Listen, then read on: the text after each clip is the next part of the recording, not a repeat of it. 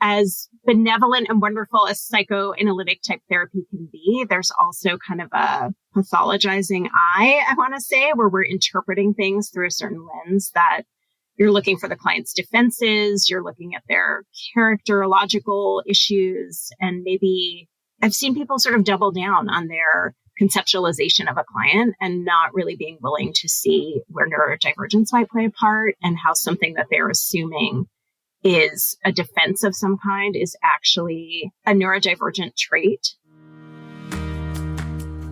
I'm Debbie Reber, and welcome to Tilt Parenting, a podcast featuring interviews and conversations aimed at inspiring, informing, and supporting parents raising differently wired kids.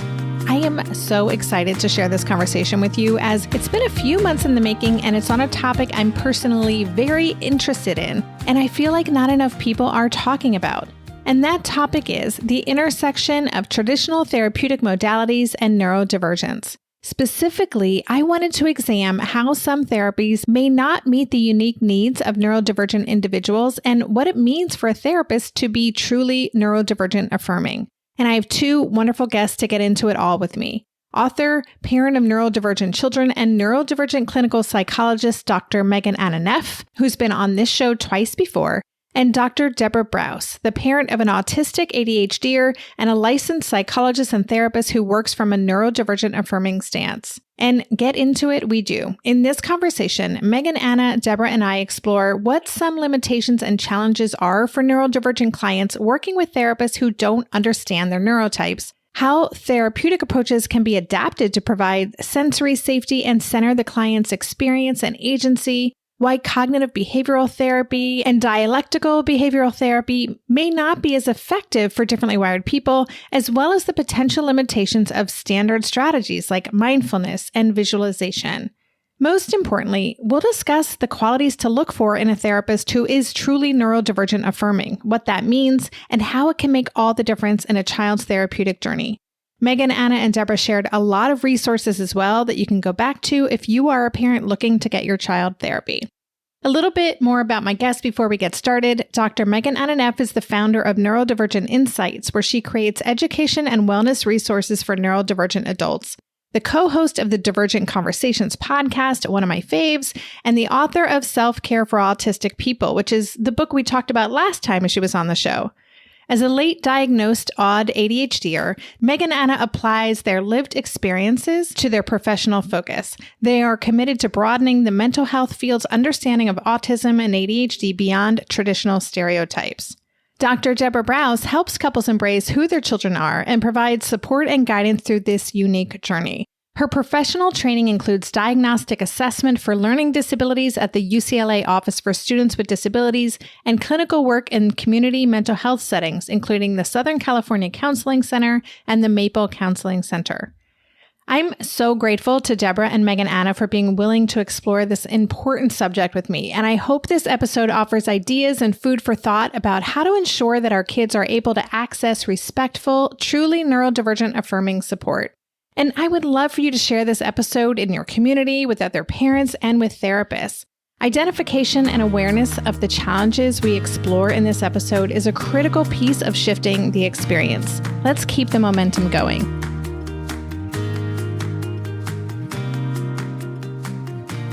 Well, hello, Anna and Debra. Welcome to the podcast. Hello. Thank you. So happy to be here. I'm so happy to be here as well. And Debra, I'll just say thank you, first of all, for reaching out to me and suggesting this conversation. I think this is going to be one of those really interesting dialogues that we're going to have and talk about things that I don't think are being talked, at least in my parenting community, that frequently. So I'm hoping this is the start of a conversation that we'll just continue having. I've already read your formal bios, but I would love if you just would take a moment and share your personal interest or stake in the conversation we're about to have today. And Debra, since you reached out to me first, why don't you start? Yeah, primarily I'm the mother of a 17-year-old who's an autistic ADHDer. So that's my coming in with that motivation of feeling very protective of that community. And I've been a psychologist for 20 years now. So the majority of my practice is parents of differently wired kids, autistic adults, a bunch of ADHDers, and everyone else. Lots of Hollywood folks.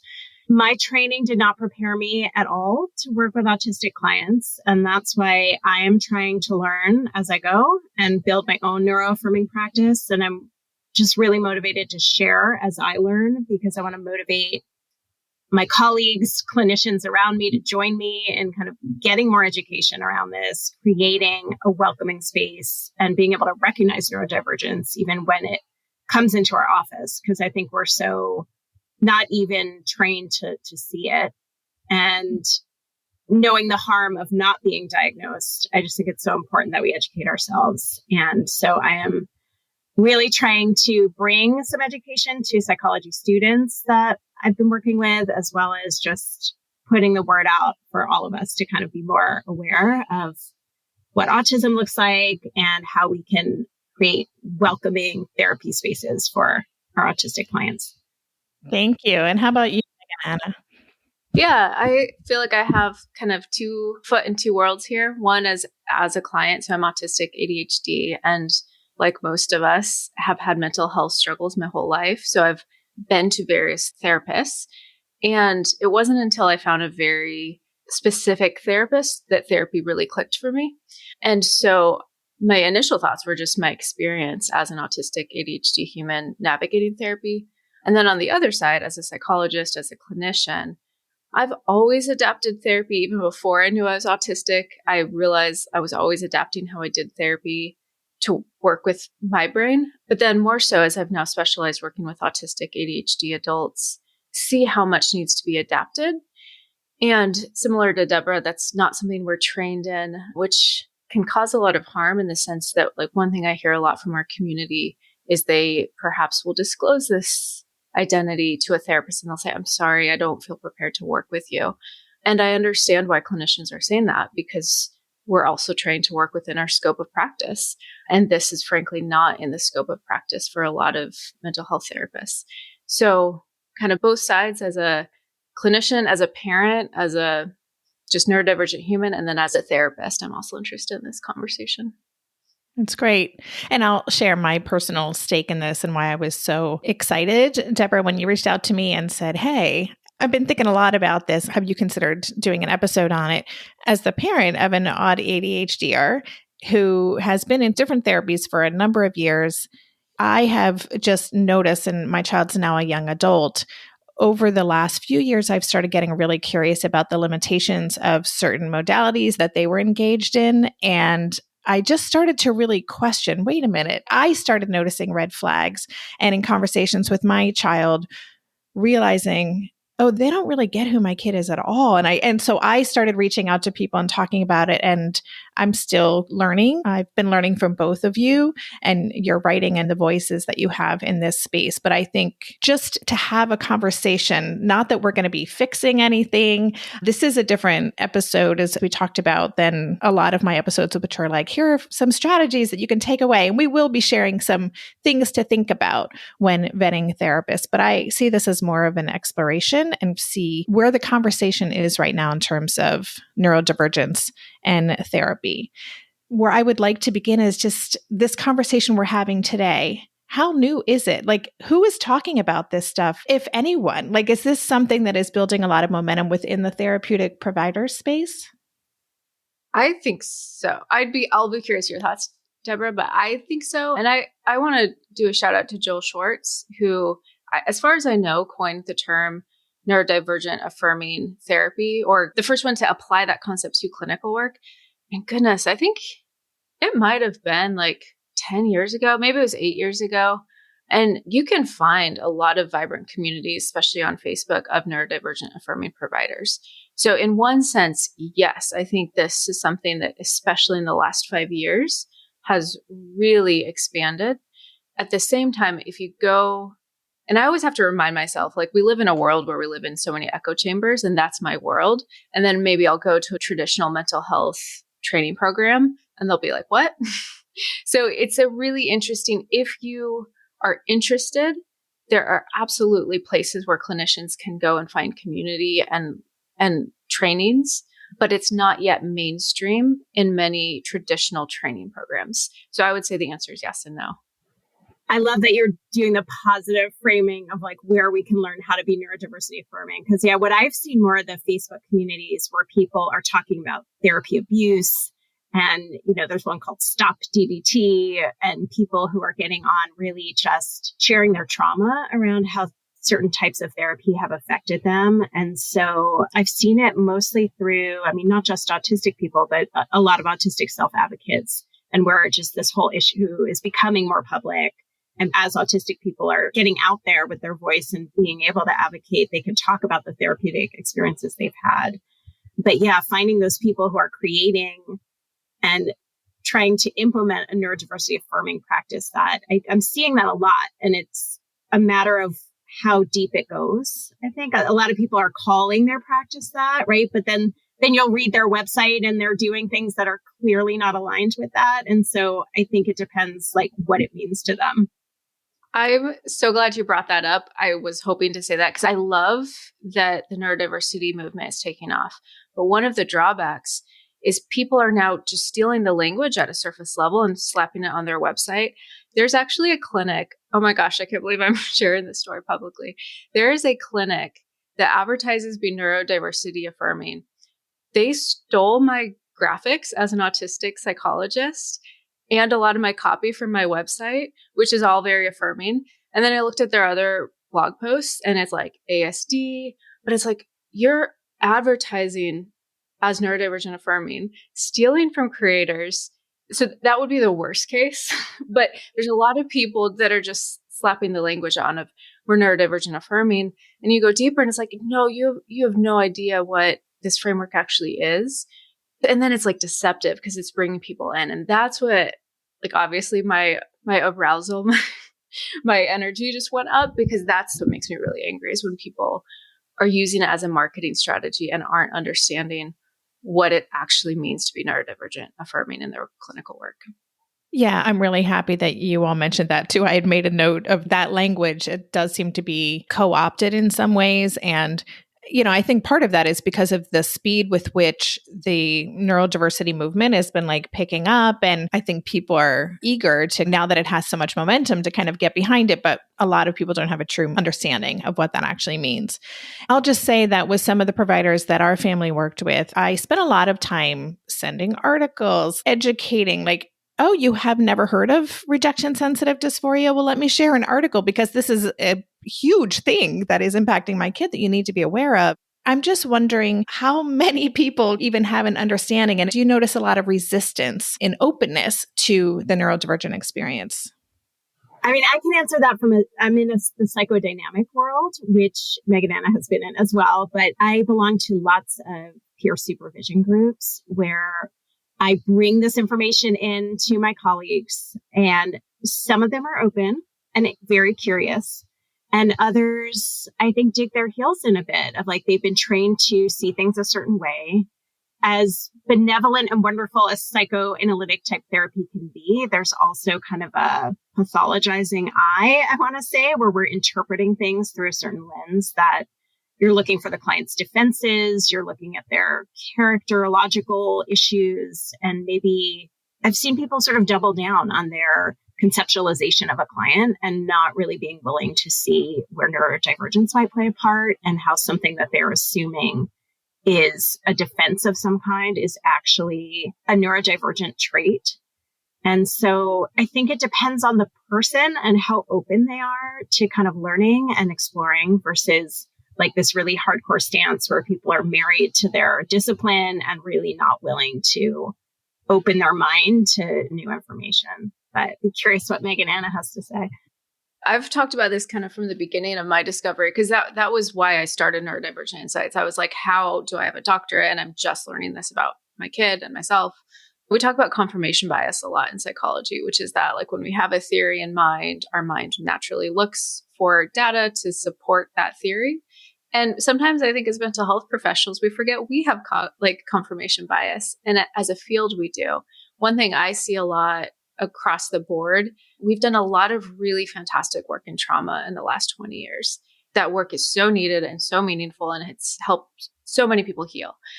However, it's become a little bit of a confirmation bias. We are primed to see trauma So if we're seeing someone with attachment stuff, someone with sensory stuff, someone who intimacy is uncomfortable for them, a lot of these things will get interpreted as trauma.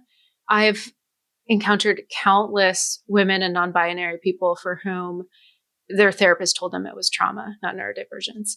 And so I think that's one of the places the field at large is really missing neurodivergent people, especially women and genderqueer people and people of color, where the default is often, well, this is trauma. It's not either or, it's often both, frankly, but the trauma overshadows the neurodivergence.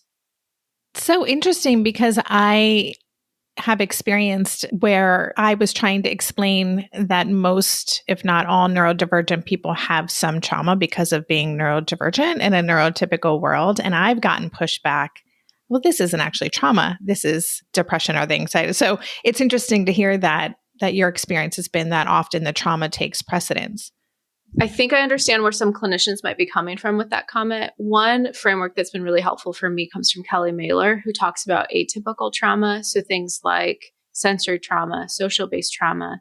There's also another really interesting article that looks at specifically why autistic people are more prone to develop PTSD after traumatic experience, even when they don't meet criteria A. I realize I'm getting really clinical, but criteria A are kind of the classic. These are the classic things that we have as a society have deemed big T trauma.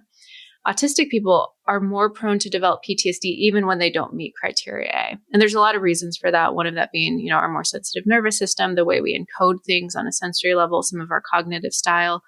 So I could see why a clinician might be like, well, that doesn't sound like classic trauma, because often we do have atypical trauma and atypical trauma responses. There's so much overlap too, as you're talking about. So it's so hard to tease out what's the trauma and what's the autism or neurodivergence. And it's like people want to put you in one box or the other. And so that overlap of the two is confusing for people. And to be able to consider both is obviously really important, that they might be both. Well, they're always both there, really, on some level. So they're not mutually exclusive. So I think it's just someone who's open to how these two things intersect. Thank you. I want to start talking about some of the limitations or potential challenges or maybe harmful impacts of some therapies with neurodivergent people. We'll do that after a quick break. Maybe I've watched too many seasons of The Amazing Race, but every time I have to go somewhere on the subway, I treat it like a competition. It's all about making the right gut decisions about which route will get me there the fastest. Sometimes those decisions get me where I'm going early, and other times my gambles don't really pay off. Probiotics can't help with most gut decisions, but if your gut needs a little support, Ritual has your back. Their Synbiotic Plus, a 3-in-1 supplement, has clinically studied prebiotics, probiotics, and a postbiotic to support a balanced gut microbiome. I've been using Synbiotic Plus for about 6 months now, and it's become a core part of my morning routine. I take the mini capsule every morning while making my way through my inbox, whether I'm at home or I'm on the road, because it doesn't need to be refrigerated. And the capsule itself is delayed released, which helps it survive the harsh conditions of the upper GI tract for delivery to the colon, and that's exactly where we want it to go. Ritual invested in a study modeling the human colon, which showed that Synbiotic Plus significantly increased microbial diversity and the growth of beneficial bacteria. There's no more shame in your gut game. Synbiotic Plus and Ritual are here to celebrate, not hide your insides. Get 25% off your first month for a limited time at ritual.com/tilt. Start Ritual or add Synbiotic Plus to your subscription today. That's ritual.com/tilt for 25% off. During this month of planning and organization for big transitions, rhythms and routines have been absolutely essential for our physical and emotional well-being. So Green Chef nights are reliably and predictably a good night. We know the ingredients will be fresh and prepped, the instructions easy to follow, and the meal delicious. We're all still talking about last week's turkey tacos with mango chimichurri sauce, refried beans, and Monterey Jack cheese. Green Chef contributes to a healthy lifestyle with easy and delicious menus like fresh seasonal salads and grain bowls, and with over 80 weekly meal and market options, plus rotating options to suit a variety of lifestyles, whether Mediterranean, plant-based, calorie-smart, keto, protein-packed, gluten-free. There are always plenty of options to choose from. Whatever you select, you'll get farm-fresh ingredients, organic whole fruits and veggies, and premium proteins, all delivered straight to your door. I love those 4 words, straight to my door. Oh, and one more thing I love about Green Chef, they have an app, which means it's easy to manage meal preferences and delivery from your phone if you want to. And I, for one, want to. I am in that mode where I'm making the most of little moments like waiting in line at the pharmacy or for the F train to pull into the station to tackle all of those to-dos. So the convenience of an app is key for me. Green Chef has a special offer for Tilt listeners. Go to greenchef.com/tilt50 and use code TILT50 to get 50% off plus 20% off your next 2 months. That's 50% off plus 20% off your next 2 months when you use the code TILT50 at greenchef.com/tilt50. I would love if we could start talking about what some of the challenges are. Maybe we could start, if you could each share things that you particularly have noticed or been thinking about as therapists in ways that some modalities may not meet the needs of their neurodivergent clients. I guess the 2 thoughts that popped into my head right away, one has to do with kind of access to our inner world. And this is why therapy, especially as someone who's moved through the world, I identify as agender. So moved through the world as a primarily culturally socialized as a girl. And that's how my therapists have treated to me, where there's a lot of expectation around like emotions and like the warm, gooey stuff. Like, oh, that feels intrusive. I don't connect to it. So whenever therapists, and this goes back to what Debra was saying earlier about how like a tendency to see things as defenses, I let people into my inner world through my mind, through ideas, through philosophy. So I might bring in like a really rich metaphor, something I'm reading on, but then a therapist might try to redirect me to my emotions, right? Of like, yes, but how do you feel about that? Which is turning what I'm doing as an object-based conversation, which is a very autistic way of communicating. I'm telling you about my inner world, but through a medium. And then the therapist is flipping it into a social-based conversation, which is, that's all that, tell me about yourself. Who are you? Those all feel like sensory demands to me. And they are very hard to answer because it requires complex synthesis of things. Like, how am I? Like, if you were to ask me right now, Debbie, like, how am I? I don't know. Like, what bucket in my life are you talking about? How am I going to synthesize all that information? That both simultaneously kind of freezes me up in a freeze response and also feels intrusive. And a lot of therapy is geared around getting at emotions and seeing the intellectual as a defense. So I think that's the biggest thing, is actually taking the mind seriously. And that's when I found a therapy that finally worked for me, with someone who, we didn't know I was autistic, but he took my mind seriously and let that be the access point for how I introduced my inner world. The second big thing I would just say is the sensory piece. We aren't trained about interoception. We aren't trained about sensory systems for the most part. So I know for me, like, I learned a lot about how to teach emotion regulation strategies. But if you're trying to teach an emotional regulation strategy on top of a dysregulated sensory system, it's not going to go well. And I think the client's going to feel like, I'm failing at this. Nothing works for me. They're going to often feel more defeated. The therapist might start to feel frustrated and helpless. And it's because there's this huge piece, a foundational piece of the regulation system that's missing. So those would be 2 areas where I see therapists unintentionally missing, especially autistic clients. And before you jump in, Debra, I just want to clarify emotional regulation strategies. Can you give us an example of a one that wouldn't be attuned to a sensory experience? So, I mean, emotional regulation strategies might be like deep breathing, grounding, self-compassion statements, cognitive reframing. These are all good things. But if I'm emotionally dysregulated because the lights are causing overwhelm, or because I'm not moving my body because I'm repressing it, I might take a deep breath, but it's not really going to do much until I can get sensory safety and until I can use sensory inputs to regulate my system. So I don't want to say those practices aren't helpful. They are, but they often, I think, more foundationally is cultivating that sensory safety. I just want to add to that, because I've learned so much from Meg and Anna describing these things and kind of bringing it into my practice. And in line with that, when clients are talking about something that's a special interest for them or something that they're truly passionate about, and I just had this talk with a friend last night who, I think the therapists I know feel like if someone is going on and on and on about something that they love, that we are supposed to kind of rein it in like interpret it, give them something maybe more practical or make meaning out of it. And they're not realizing that this is a truly deep way of connecting, that their emotions are part of what they're talking about. It might sound intellectual, but it is. I love Megan Anna's words about like the thoughts are like infused with emotion. And so it can be very shaming, I think, or very just not helpful to try to cut someone off or take away something that they're sharing that is deeply meaningful to them. And so just to be aware, I think we're so afraid that we're not being helpful, but that actually it is so helpful to just be able to join someone and be in that experience with them and share it and have them feel like seen and understood is the therapy thing. And so just want to amplify that part.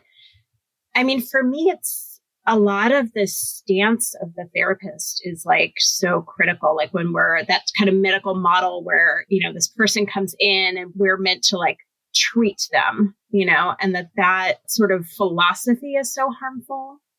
And that when we approach people with humility and with curiosity about their experience, those are key words for me of like, how do I approach this person and try to understand them and who they are and how can I help them understand themselves? But that I'm not the holder of truth. I'm not the person who's going to tell them who they are or how they should be, because I have my own ableism that I'm not aware of, right? Of how I think people are supposed to behave. Like how I was taught traditional therapy is coming from an ableist place. It's this sort of normative psychology.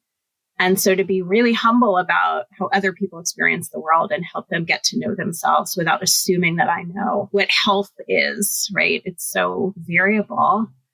And so, yeah, I think we do harm when we assume that we know better or when we take a pathologizing lens on a person based on our assumptions. Yeah. So as you were talking about that, this idea of having an agenda came up for me. And I also just want to clarify, we have listeners of kids of all ages here, and tell me where I'm wrong here. But I think it is different if we're talking about adults who are kind of willingly going into a therapeutic relationship versus an adolescent, like a teen or a young adult whose parents, you know, are trying to get them support and who may be struggling with mental health. Maybe that is what brought them into therapy in the first place. And something that I think a lot about is exactly that. The holder of truth is kind of top down, like the therapist has an agenda, the therapist has goals and a plan. And I love to explore that a little bit with a younger person who may be showing up to therapy because somebody else wants them to be there. Can you talk about that dynamic and the goals? Who's setting the goals?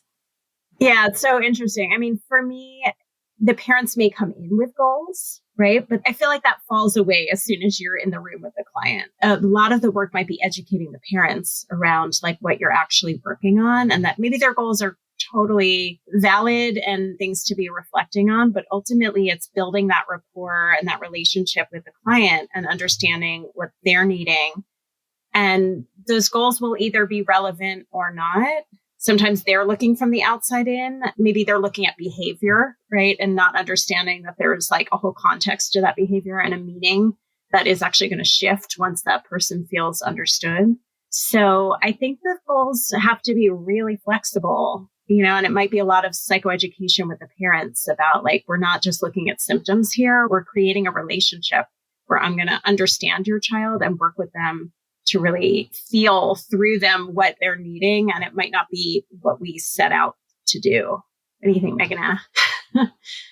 I have lots of thoughts, lots of divergent thoughts. One, as a therapist, it's really hard to work with a youth or young adult when they're there because their parents want them to be there.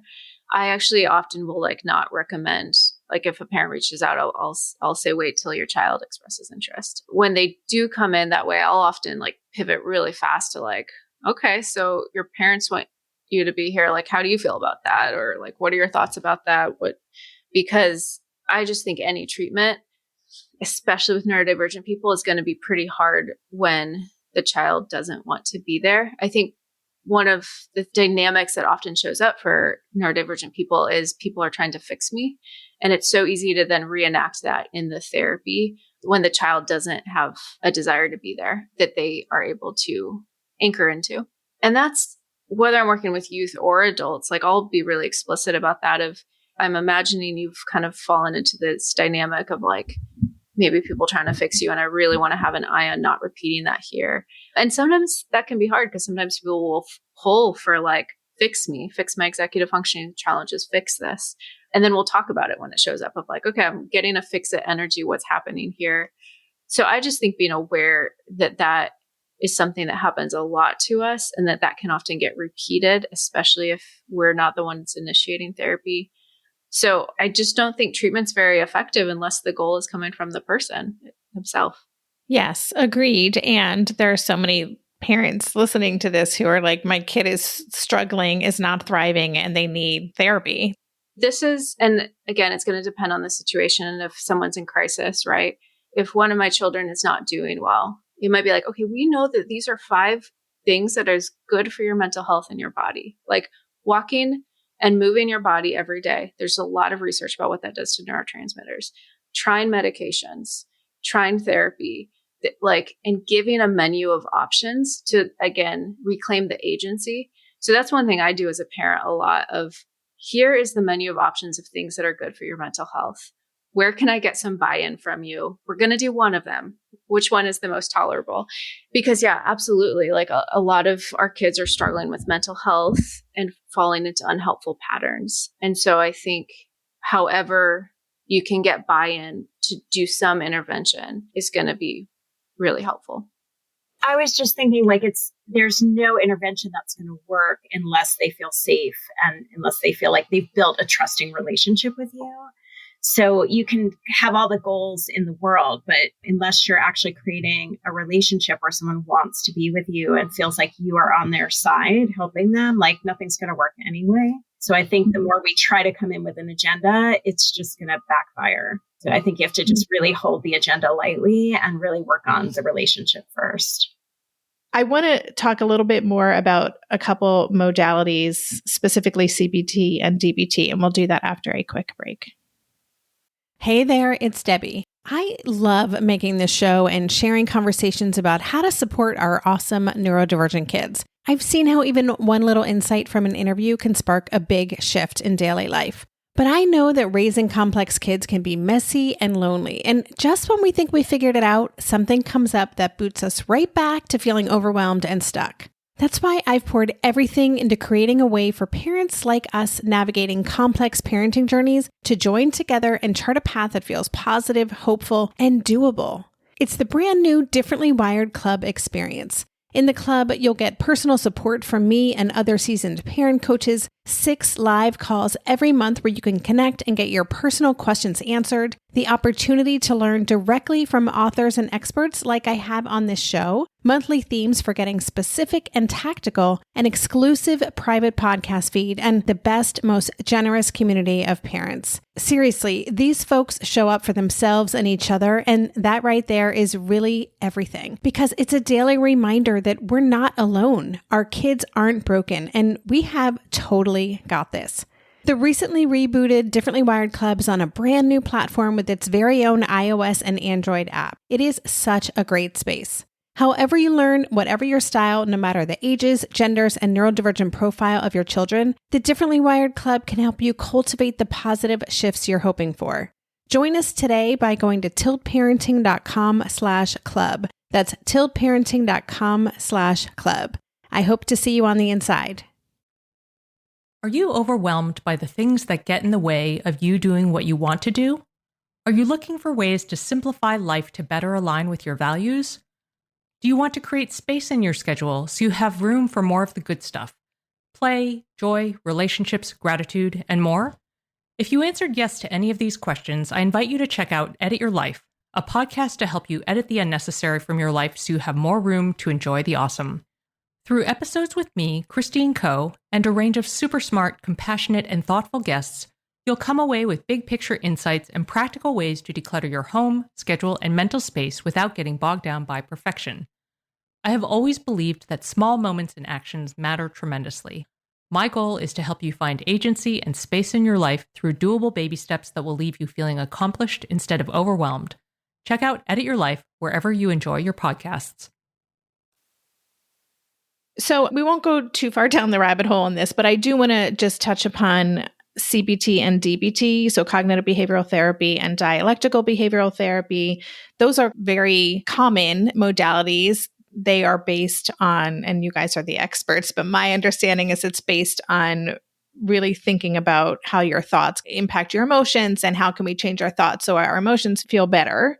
So I'd love to just spend a few minutes talking about those modalities and how they may or may not be as neurodivergent affirming as we would like, because I have experienced and seen those particular techniques not be super beneficial.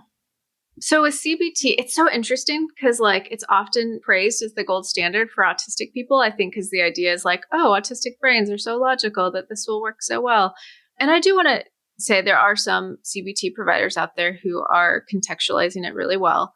But whenever you're working with a marginalized group, you just have to be so thoughtful about what you're doing. So a lot of CBT, it is about the thoughts we're having influence our emotional response to it. So like cognitive reframing, and that's where it's reframing an experience we're having. That's kind of a core part of CBT. Let's take an example of a child who goes to school and they have the thought like, everyone's looking at me and no one likes me, right? And then they take that to therapy, and then the therapist might, let's work with that thought. What's the evidence that no one likes you? Well, maybe there's a ton of evidence that kids don't like that child. Maybe there's a lot of those moments of disconnection from their peers.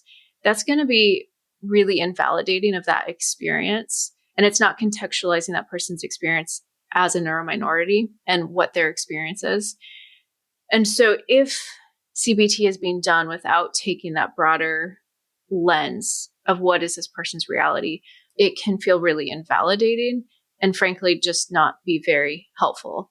The other thing I will sometimes notice with those of us with really divergent brains, when we start getting into an argument with our thoughts, sometimes it makes us go deeper into the wrestling of like, oh, okay, maybe that thought's not true. But then we have a counter argument because our brains are just so divergent that then we go deeper into it and get more stuck. I am a proponent of third wave CBT, which is so like acceptance commitment therapy, which focuses more on let's not change your thoughts. Let's talk about changing your relationship to your thoughts. And to me, that feels a lot more affirming. We're not at all talking about let's decide if this thought is accurate or not. Let's talk about how it can have less power over you. That's really helpful actually to think about. And it is very nuanced, but that having a different relationship to those thoughts feels very different and puts a lot more control on the individual as opposed to your thoughts are dictating and running the show. Yeah, that's great.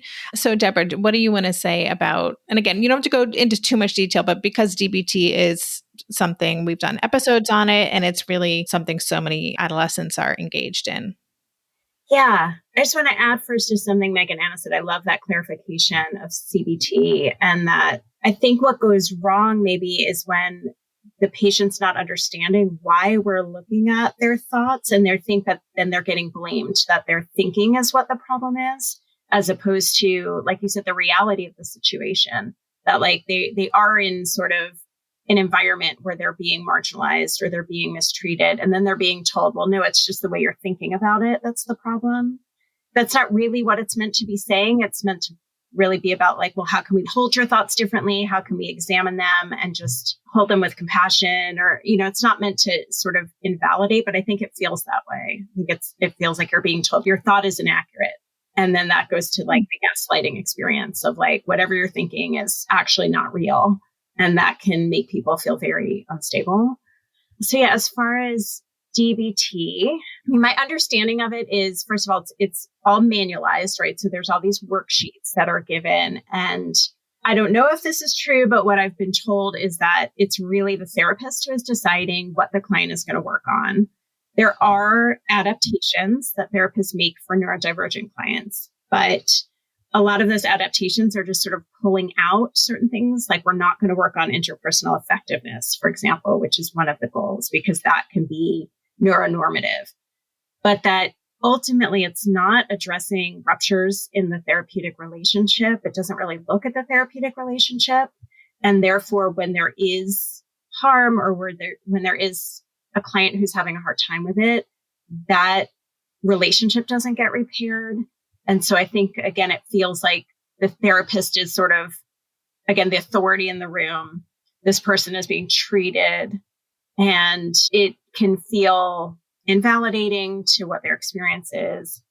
There's also like an interesting piece of it where, a lot of the goal is regulation and finding emotional regulation. And from what I heard from one particular client, it felt like this repetition of a demand to be regulated that she felt as a child. Instead of seeing a child through to like, we all have stress responses, they actually need to happen and there it can be healthy. That the kind of bias of DBT is that we are going to regulate you and you're going to get into your wise mind and you're going to be calm, and that can feel almost like it's without consent. Like it's sort of being pressured by the therapist as opposed to maybe what the client is needing. But this is just kind of what I'm taking in from the community. It's not something I practice. So just a caveat there. Thank you. Did you have any nuance to add to that, or Megan, Anna, or? One thought, in the last year, I've learned this framework of affect integration as an alternative to emotion regulation. And I just really love that as a framework. It's about feeling our emotions, like feeling our way through them, integrating them into like how we kind of understand ourselves. It's a much richer, more holistic way of approaching emotions. And as someone, like I talk a lot about emotion regulation. And once I learned that frame, I was like, oh, I really like that. It feels less mechanical, less of a demand, and more about this is a way of being with ourselves and with our emotions in a way that honors them. That's great. Thank you. Before we move on to the last portion of this extended conversation, where we'll talk about neuroaffirming therapy and what we as parents and caregivers should be looking for when exploring different therapists, I'd love to just spend a minute talking about any potential limitations of tools like mindfulness and visualization. These are things that I remember talking to my kid once and saying, oh, just, take some deep breaths or whatever. And my child was like, everyone tells me to breathe. That is not what I need to do right now. It's like, oh, sorry, I'm going to do the breathing and I'm going to do what I can to co-regulate with you. But I think there's this idea that mindfulness, it works. The science says it works. Visualization works, but it might not be the most effective strategy for a neurodivergent person. Oh my gosh. Yes, agreed. First of all, visualizations, like you've got to look at the person has aphantasia. Both my kids do. It's the inability to see images. I just started asking clients about that in the last year or two before introducing anything that would be visual. Also, like if a person has monologue, not everyone has monologue, and a lot of therapy interventions depend on that. Mindfulness, I cannot do mindfulness as an ADHDer.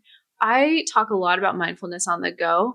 So, and again, this is where I do like ACT. I will tag my thoughts as I go. I'll be like, oh, right now there's a script.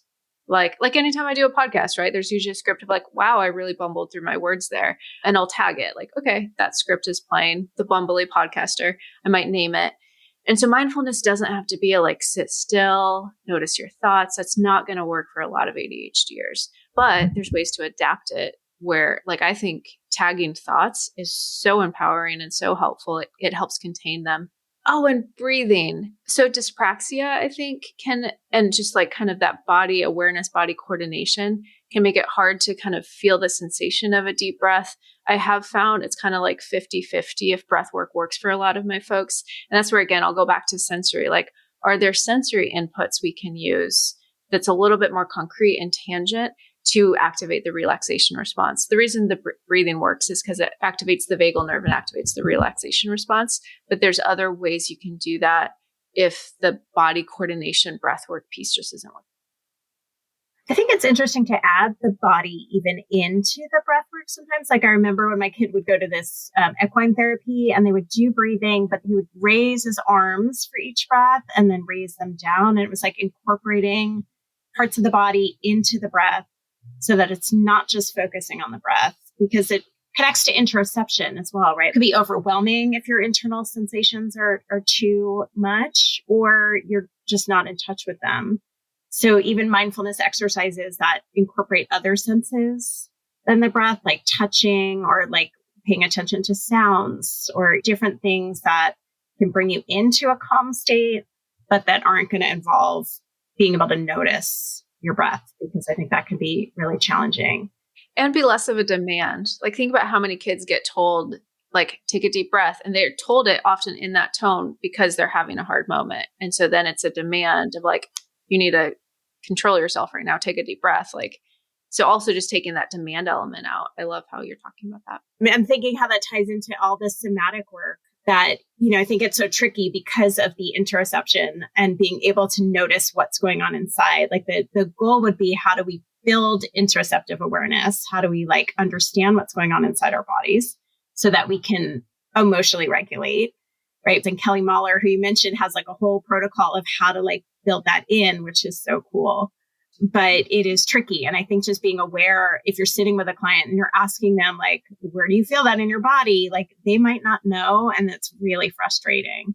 And so just being knowledgeable that a lot of people have a difficult time locating feelings in their body, and that's something that has to build over time, I imagine, through these kind of mini exercises, but it's not something automatic. And you don't want people to feel like they're failing at therapy or they don't get it or they're not a good client.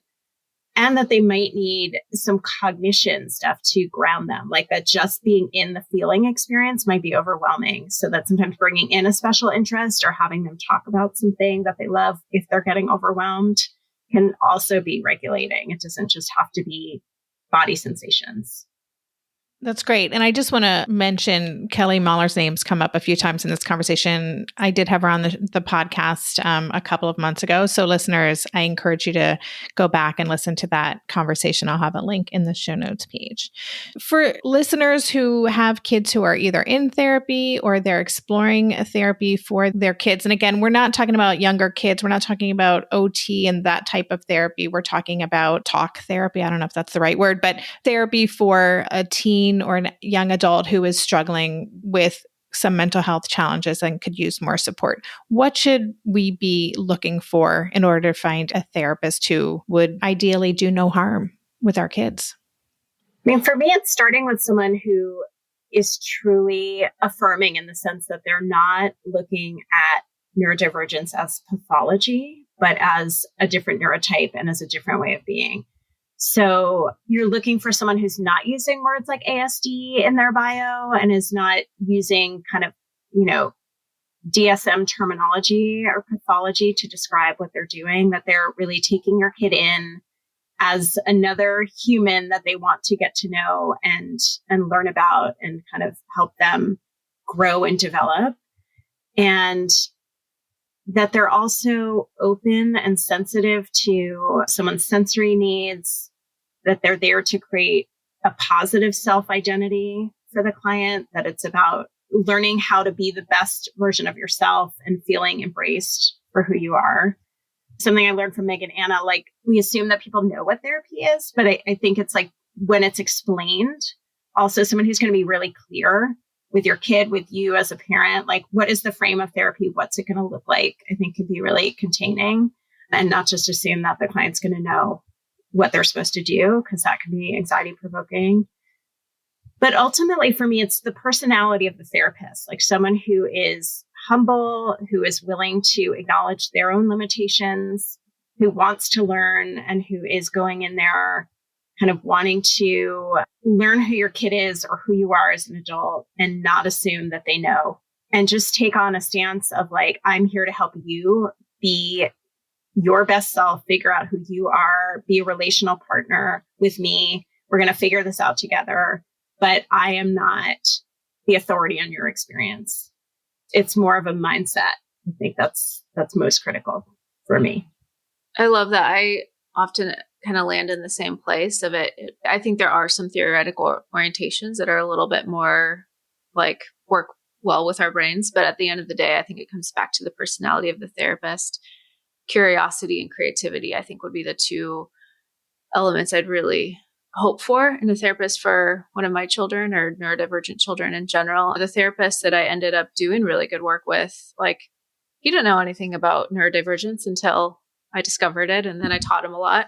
But that was the thing. When I sent him a huge document about autism and non-stereotypical presentations, he read it. He was curious. It became part of our conversation. So a therapist who is curious, creative, because we do often we'll hit kind of interesting blocks, and then we'll have to rethink okay, maybe if we add drawing here, maybe if we add, an object around this conversation, maybe if we bring in D&D characters, it takes a creative therapist to be able to work with blocks that might show up and then find ways to access the inner world, especially of an autistic human. Again, this is an ideal situation. There are directories growing of neurodivergent therapists. I'm happy to share several and you can link them in the show notes. If you're able to find a neurodivergent therapist, that's not just a therapist who's going to understand their mind, but that's also a chance to be in relationship with someone like who's of their neurotype, of their neurology, and who can also kind of be a model in that sense. And I think that's incredibly powerful. That is not always available. But when you can find a neurodivergent therapist, I think that is really powerful. So helpful. I'm just highlighting the words that jumped out at me. Humble, which I love the inclusion of that. Curious, creative, and I want to throw in the word respectful. I think it's so important that our kids who often don't feel respected in so many spaces feel respected by whoever they're engaging with. So much that we got into. And I just want to say, please, listeners, go to the show notes page because both Megan, Anna, and Debra write about this stuff. There's a lot of resources that I'm going to put in there, including the neurodivergent-affirming therapist directories, which I've accessed. And it's exciting to see that there's more and more people who are putting their name into the hat and saying, I'm neurodivergent and this is my experience. So please check out the show notes page. If you guys want to share each where they can best connect with you and learn more about your work, that would be great. Do you want to start, Debra? Sure. I have a website. It's drdebrabrause.com. I'm on Instagram, though I don't post very much. And I have a blog on Psychology Today that talks about raising a neurodivergent child. Depends how you like taking in information. On Instagram, if you like visuals, go there, neurodivergent_insights. I have a website, neurodivergentinsights.com, that has a lot of blog posts and resources up there. I also have a Psychology Today blog around neurodiverse families and being neurodivergent. And then a podcast more geared toward adults, but divergent conversations. It's me and another autistic ADHD therapist talking about our experience, a little bit of the research, and then anchoring it in our lived experience. Awesome. Again, links in the show notes pages, all good resources. Listeners, I also recently had Megan Anna on to talk about her awesome new book, Self-Care for Autistic People. And also we had a conversation a year ago. This is your third appearance, so I should have some kind of a prize, but yeah. Do I win a medal? Yeah, well, we'll see. We'll see. I just want to thank both of you for taking the time and for being willing to get into this. I know that it's complicated, and I appreciate how you both show up to this with your own humility and curiosity. And I just really love learning from both of you. So thank you for sharing with us today. Thank you. I just want to say, Debbie, that your book changed my whole journey as a parent and completely changed how I work with parents and has been so transformative. And I've learned so much from Megan Anna as well. I mean, her wealth of information and lived experience have been transformational for me. So just being with the two of you is really like such a gift. So thank you so much. You've been listening to the Tilt Parenting Podcast. To learn more about today's guest and the resources we talked about, check out the extensive show notes page on Tilt Parenting. There you'll find key takeaways, links to all the resources mentioned, and even a full transcript of our conversation. Just go to tiltparenting.com/podcast and select this episode. If you're looking for personal support from me and connection with the phenomenal community of parents raising neurodivergent kids, join us in the recently rebooted Differently Wired Club. The new Differently Wired Club can help you cultivate the positive shifts you're hoping for. Go to tiltparenting.com/club to learn more. The Tilt Parenting Podcast is hosted by me, Debbie Reber, author of Differently Wired and the founder of Tilt Parenting, and was edited by Andrea Curtis Amasquita.